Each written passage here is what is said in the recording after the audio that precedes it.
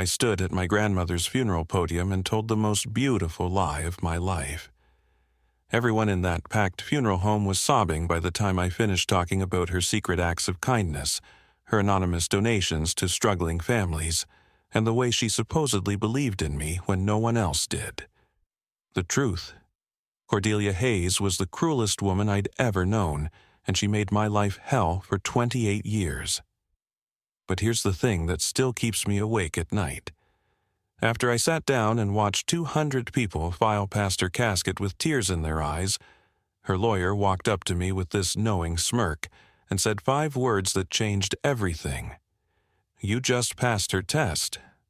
He handed me an envelope with my name written in her sharp handwriting, and what I found inside that letter didn't just shock me. It made me the richest person in my family overnight, but it also gave me a choice that would either save my relationships with everyone I loved or destroy them completely. Because my grandmother, even from the grave, had figured out how to turn her own family against each other one last time. My name is Donovan Hayes, and I'm about to tell you how a 2-minute speech full of lies at a funeral ended up revealing the most twisted truth about my family that any of us had ever imagined. This isn't just a story about inheritance money or family drama. This is about discovering that sometimes the people who hurt us the most are actually preparing us for something we never saw coming. Let me take you back to that October morning when I walked into Riverside Funeral Home wearing my only decent suit, fully expecting to sit in the back row and stay invisible just like I had my entire life. I had no idea that in less than 3 hours, I'd be walking out of there as the sole heir to a fortune I never knew existed, holding a letter that would force me to make the hardest decision of my life. The woman lying in that mahogany casket had spent decades making sure everyone knew I was the family disappointment. Cordelia Hayes owned half the businesses in our small Ohio town, had more money than anyone realized, and never missed an opportunity to remind me that my cousin Bridger was everything I'd never be. She was sharp, successful, and absolutely ruthless when it came to family hierarchy. What I didn't know that morning was that she'd been watching all of us her entire life, testing us in ways we never understood, waiting to see which one of her family members would surprise her when it mattered most. And somehow, despite being the grandson she openly called the weak link at every holiday dinner, I was about to become the one person who passed her final exam. But passing that test came with consequences I never could have predicted, and a choice that would haunt me for months afterward. I pulled into the parking lot of Riverside Funeral Home at exactly 9:47 a.m., 13 minutes before the service was supposed to start. My hands were shaking as I turned off the engine of my beat-up Honda Civic, and it wasn't from the October cold. The building looked exactly like what it was: expensive, traditional, and completely out of my league, just like everything else in Cordelia's world. My suit hung loose on my shoulders because I'd lost weight over the past few months. Freelance graphic design work had been scarce, and I'd been living off ramen noodles and whatever odd jobs I could pick up around town. The suit itself was a hand-me-down from my father that he'd given me 3 years ago when I couldn't afford interview clothes. "At least try to look presentable," he'd said, the disappointment clear in his voice even then. Walking through those heavy oak doors felt like entering enemy territory. The funeral home smelled like lilies and furniture polish, and everything from the carpet to the wallpaper screamed money. My grandmother had spared no expense for her own send-off, which was typical.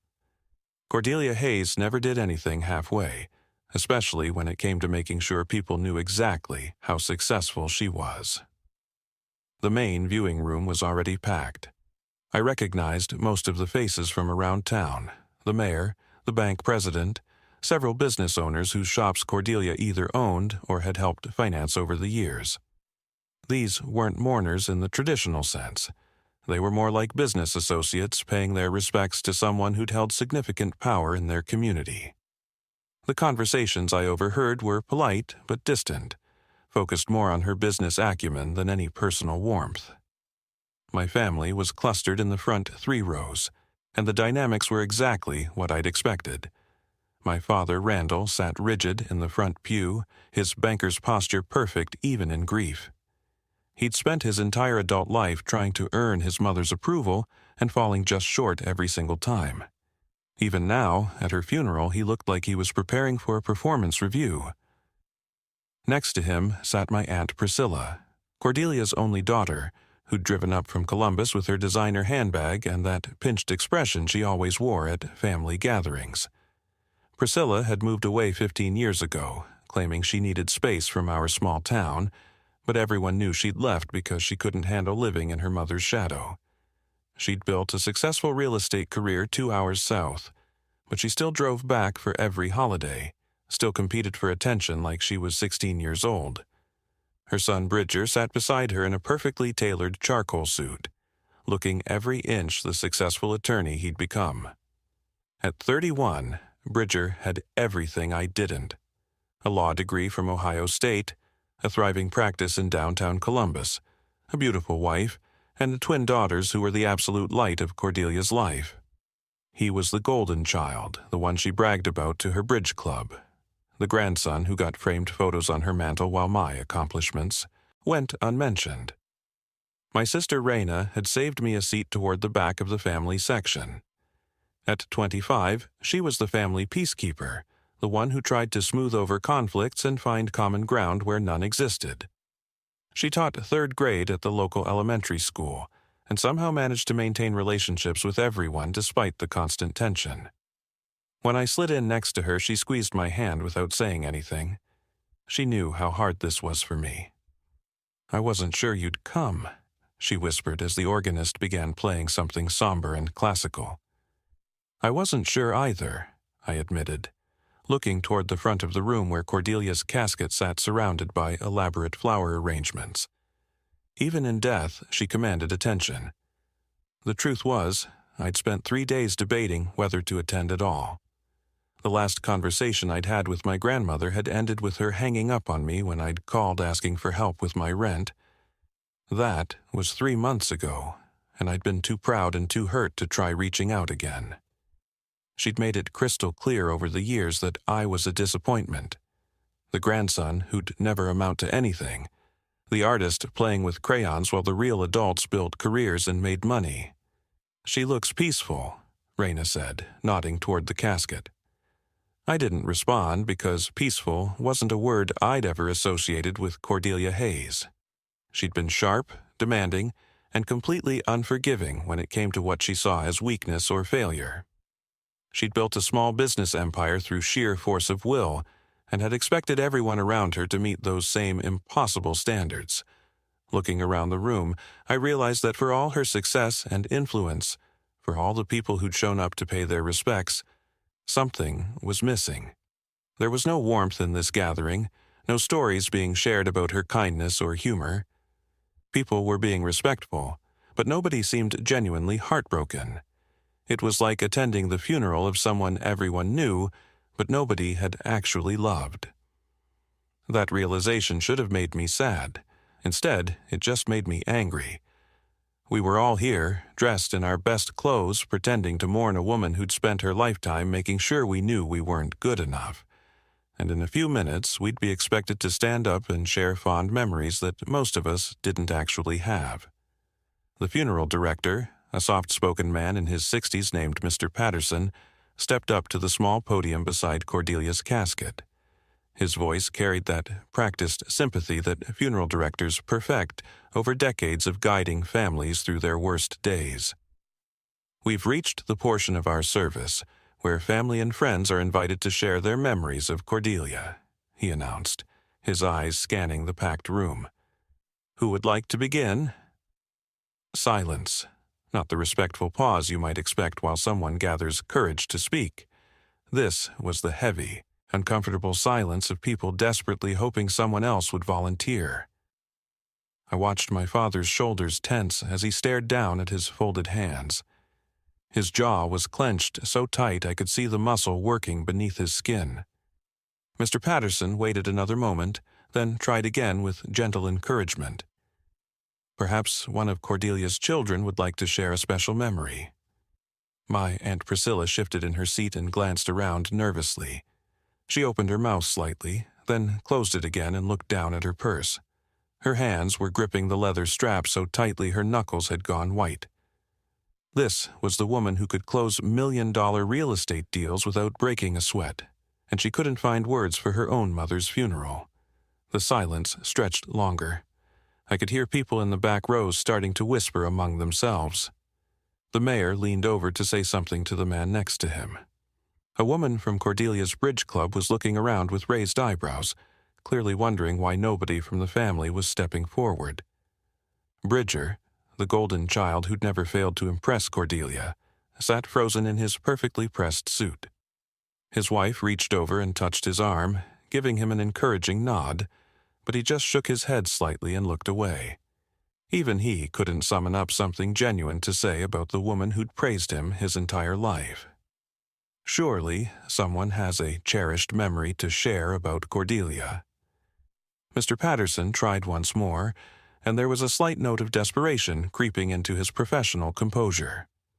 In 30 years of directing funerals, he'd probably never encountered a situation quite like this. My sister Raina leaned closer to me and whispered, "This is awful. Someone has to say something. People are starting to notice." She was right. The murmuring in the back was getting louder. Business associates were exchanging glances. I could see confusion on faces throughout the room. Here was a woman who'd been respected, feared, and influential in the community for decades, and her own family couldn't think of a single positive thing to say about her. My father finally looked up from his hands, and I could see the shame burning in his face. Randall Hayes, the man who'd spent his entire adult life trying to make his mother proud, couldn't bring himself to stand up and honor her memory. The weight of that failure was written all over his expression.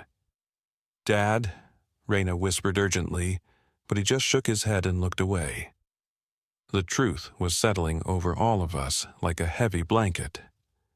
Despite her success, despite her influence, despite the fear and respect she'd commanded, Cordelia Hayes had been so consistently cruel and cutting that even her own children had been left with nothing positive to remember.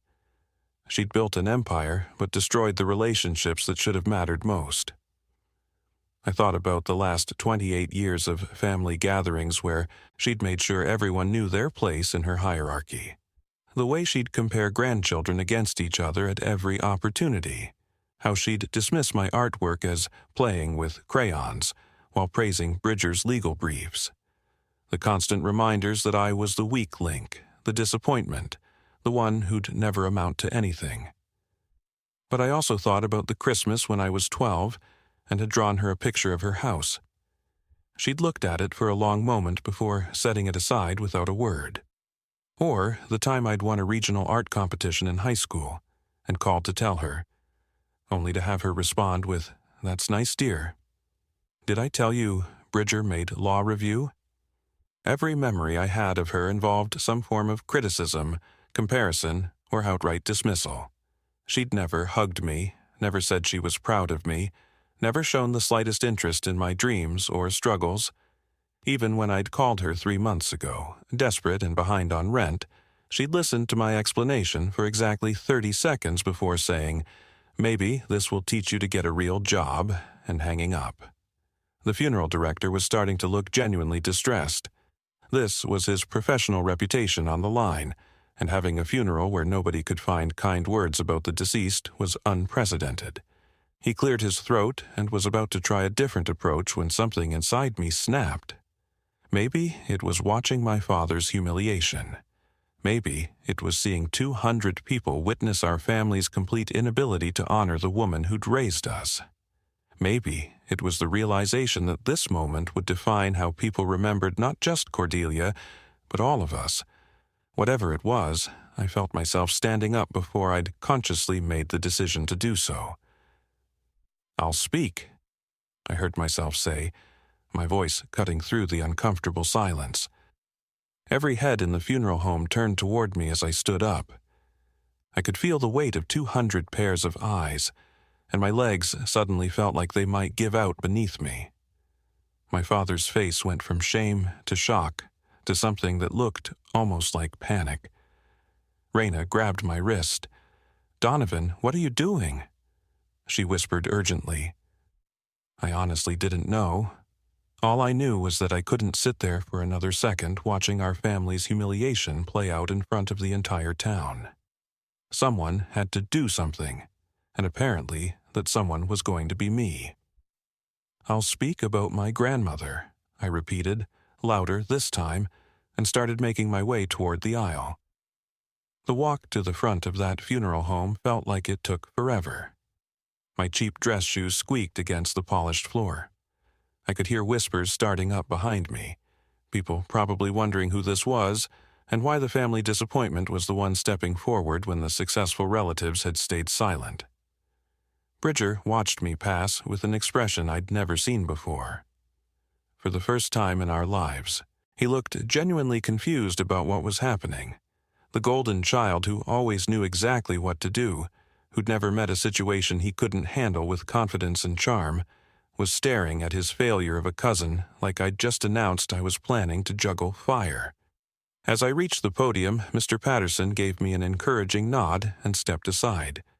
The microphone was adjusted to Bridger's height, so I had to reach up to lower it. That small action somehow made me acutely aware of how out of place I was up there. This wasn't my stage. I wasn't the family spokesperson. I was the one who usually hid in back corners and left early. Looking out at the crowd, I could see the mixture of curiosity and skepticism on faces. Some people were leaning forward, interested to see what the quiet Hayes grandson might have to say. Others looked like they were already preparing to be disappointed, as if they expected me to stumble through a few generic platitudes and sit back down. My family's faces were the hardest to look at. My father had his head in his hands. Priscilla was staring at me with a mixture of horror and relief, like I was either about to save them all or make everything infinitely worse. Raina looked terrified but was trying to give me an encouraging smile. And then there was the empty space where Cordelia should have been, where she would have been if this were any other family gathering. I could almost see her there in the front row, arms crossed, that sharp expression on her face that always preceded one of her cutting observations. "What exactly do you think you're going to say, Donovan? You're not exactly known for your public speaking skills." That imaginary voice in my head crystallized something for me. I realized that even at her own funeral, I was still letting Cordelia make me feel small and inadequate. Still anticipating her criticism, still expecting to fail before I'd even started. But here's what hit me as I stood there looking out at all those faces. Nobody in that room actually knew what Cordelia Hayes had been like as a grandmother. They knew her as a businesswoman, as a community leader, as someone who got things done and didn't suffer fools. They didn't know about the constant comparisons, the dismissive comments, the way she could make you feel worthless with just a look. They were expecting to hear about the grandmother I'd wished I'd had, not the one I'd actually lived with for 28 years. So, that's exactly what I decided to give them. My mind started racing as I looked down at my hands gripping the podium. What would the ideal grandmother have been like? What would Cordelia have been like if she'd chosen love over criticism, encouragement over competition, warmth over cruelty? I thought about the grandmother who would have hung my artwork on her refrigerator instead of setting it aside. The one who would have called to check on me when times were tough instead of hanging up when I asked for help. The grandmother who would have seen potential in me instead of disappointment. I thought about secret acts of kindness, anonymous generosity, private moments of tenderness that nobody else would have known about. I thought about what this room full of people needed to hear to make sense of why they were all here mourning someone who'd been respected, but not necessarily loved. And then I opened my mouth and began to create the most beautiful lie of my life. My grandmother, Cordelia Hayes, was a complicated woman, I began, my voice steadier than I'd expected. What most of you saw was her strength, her business sense, her ability to get things done. But what you didn't see was the woman who believed in people even when they couldn't believe in themselves. The room went completely quiet. Even the whispers stopped, and I realized there was no going back now. What you didn't see was the woman who believed in people even when they couldn't believe in themselves, I continued, my voice growing stronger with each word. Most of you knew Cordelia as a successful businesswoman, but I knew her as the grandmother who secretly paid the medical bills for the Morrison family when their youngest son needed surgery. She made them promise never to tell anyone where the money came from. I watched faces in the crowd soften. Mrs. Morrison, sitting 3 rows back, pressed a tissue to her eyes and nodded. She had no idea that I was making this up entirely, that I'd simply remembered hearing about their son's surgery from Raina and decided to weave it into my story. She tutored struggling students every Saturday morning in her home office, never charging a penny. She told them it was because she saw potential that others missed. That's what she did for people. She saw what they could become, not just what they were. The lies flowed easier now. I talked about encouraging letters she'd supposedly sent me during my darkest moments, about how her harsh words in public were really a way of pushing me to be better. I created a grandmother who was tough because life was tough, who prepared people for a cruel world by teaching them to be stronger. She never wanted credit for her kindness because she said that wasn't the point. The point was to help people when they needed it most, to believe in them when no one else would. She taught me that sometimes love looks like criticism, that sometimes caring means refusing to let someone settle for less than their potential. I could see people throughout the room wiping their eyes. My father had looked up from his hands and was staring at me with an expression I couldn't quite read. Priscilla was crying openly now, probably wishing this version of her mother had been real. Even some of the business associates were nodding along, as if this secret tenderness explained something they'd always wondered about. The last conversation I had with my grandmother, she told me that she was proud of who I was becoming. She said that the struggles I'd been through were making me stronger, more compassionate, more understanding of what other people go through. She said that was worth more than any easy success. That was the biggest lie of all, but it came out so naturally that I almost believed it myself. The room was completely silent except for the soft sounds of people crying. I could feel the emotional shift, the way everyone was leaning into this story of a woman they thought they'd known, but apparently hadn't understood at all. Cordelia Hayes was a woman who changed lives quietly, who loved fiercely even when it didn't look like love, and who believed that the measure of a person wasn't their accomplishments but their character. She would want us to remember that, and to carry that forward in how we treat each other. As I finished and stepped away from the podium, the room erupted in soft applause. People were openly weeping. I walked back to my seat feeling like I'd just run a marathon, my hands shaking from adrenaline and the weight of what I'd just done. The rest of the service passed in a blur. Other people did stand up after my speech, sharing their own memories of Cordelia's hidden kindness and how my words had helped them understand her better. The funeral director looked relieved. My family looked stunned but grateful. As people began filing out after the final prayer, I was surrounded by people wanting to shake my hand, tell me how beautiful my words were, how they'd never known that side of my grandmother. Mrs. Morrison hugged me and whispered, "Thank you for sharing that." I never got to thank her properly. I was accepting condolences and feeling like the biggest fraud in Ohio when I noticed an elderly man in an expensive charcoal suit waiting patiently at the edge of the crowd. He had silver hair, kind eyes behind wire-rimmed glasses, and he was watching me with an odd expression that I couldn't quite place. When the last mourner had moved away, he approached me with deliberate steps. "Mr. Donovan Hayes?" he asked, extending a manicured hand. "Yes, that's me." "Wesley Thornton," he said, shaking my hand firmly. "I was your grandmother's attorney for 30 years.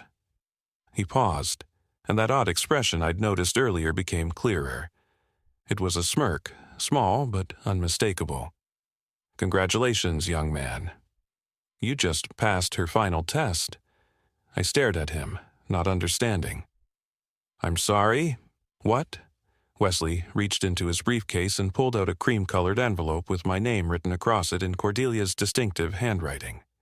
The same handwriting I'd seen on birthday cards that contained checks with no personal message, on Christmas lists that assigned gifts based on perceived worthiness. "She wrote this 6 months ago," Wesley continued, his smirk widening slightly. "She told me to give it to whoever was brave enough to speak at her funeral, but only if they managed to make the crowd cry. She was very specific about that part." My hands were trembling as I took the envelope. It felt heavier than paper should feel. "She knew," Wesley added quietly. "She knew exactly what kind of person she'd been, and she wanted to see who would show her grace anyway." I stood in Wesley Thornton's law office 3 days later, staring at documents that made no sense to me. The envelope had contained a letter that I'd read so many times the creases were starting to tear, and now Wesley was explaining what it all meant in legal terms that felt surreal. "Your grandmother's estate is valued at $2.8 million, Wesley said, sliding a thick folder across his mahogany desk. "Properties, investments, business holdings, cash assets. All of it goes to you, with one condition." The letter had been vintage Cordelia, even from beyond the grave.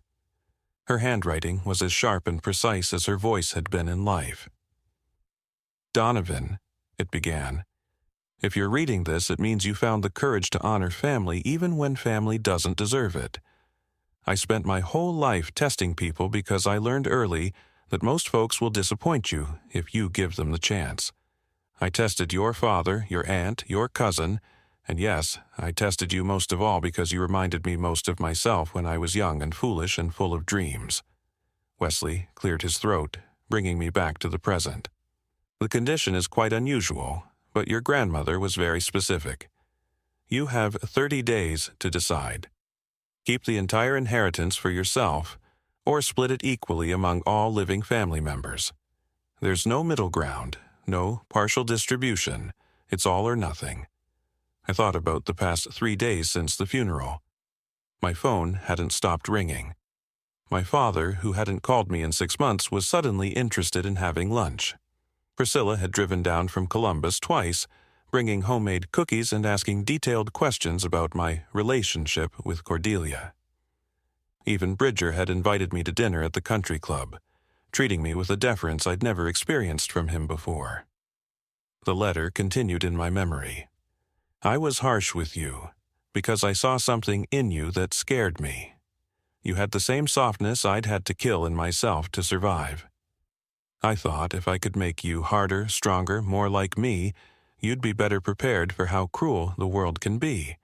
But watching you these past few years, struggling and failing and getting back up anyway, I realized I was wrong. Your softness isn't weakness. It's the thing that makes you capable of love in a way I never learned how to be." Wesley was watching me carefully. "Have you given any thought to what you'd like to do?" The truth was, I'd thought about nothing else. $2.8 million would change my life completely. I could pay off my debts, buy a real house, start the graphic design studio I'd always dreamed of. I could travel, take risks, never worry about rent again. For someone who'd been living paycheck to paycheck, it was an impossible amount of money. But I also couldn't stop thinking about the way my family had looked at me differently ever since the funeral. The sudden phone calls, the dinner invitations, the way they hung on every word when I talked about my memories of Cordelia. They weren't seeing me as the family disappointment anymore. They were seeing me as someone who might control their financial future. "She knew exactly what she was doing," I said finally. "Even this choice is another test." Wesley nodded. "Your grandmother was many things, but predictable wasn't one of them. She told me once that she wanted to see if money would make you cruel like it had made her, or if you'd prove that kindness was stronger than greed." The final part of Cordelia's letter had been the hardest to read. I spent 73 years believing that love was weakness and kindness was foolishness. I built walls around my heart so high that I couldn't find my way back to the people who mattered most. Don't let money do to you what it did to me. Don't let this inheritance turn you into someone who uses power to hurt instead of heal. You stood up at my funeral and created a better version of me for everyone to remember. Now, you get to decide if you want to become a better version of yourself, or if you'll let my cruelty live on through you. I looked at Wesley and made my decision. I want to split it equally among all family members. He smiled, the first genuine smile I'd seen from him. She thought you might choose that. There's one more envelope. Inside was a check for $50,000 made out to me personally, and a note, for the grandson who chose love over money, kindness over cruelty, and family over fortune. Use this to start the art studio you've always dreamed of. The world needs more beauty in it, and you've always known how to create it. 6 months later, I opened Hayes Design Studio in downtown. My family relationships are complicated but real now, built on something more honest than inheritance money. And every morning when I unlock my studio door, I think about the grandmother I created in that eulogy, and try to become more like her than the woman she actually was. Sometimes the most beautiful lies we tell are the ones that help us become better people. If this story moved you, hit that like button and share it with someone who needs to hear about the power of choosing kindness. Drop a comment below about a time when you had to make a difficult choice between what was easy and what was right. And don't forget to subscribe to our channel for more incredible true stories that will change the way you think about family, forgiveness, and what it really means to love someone even when they don't deserve it.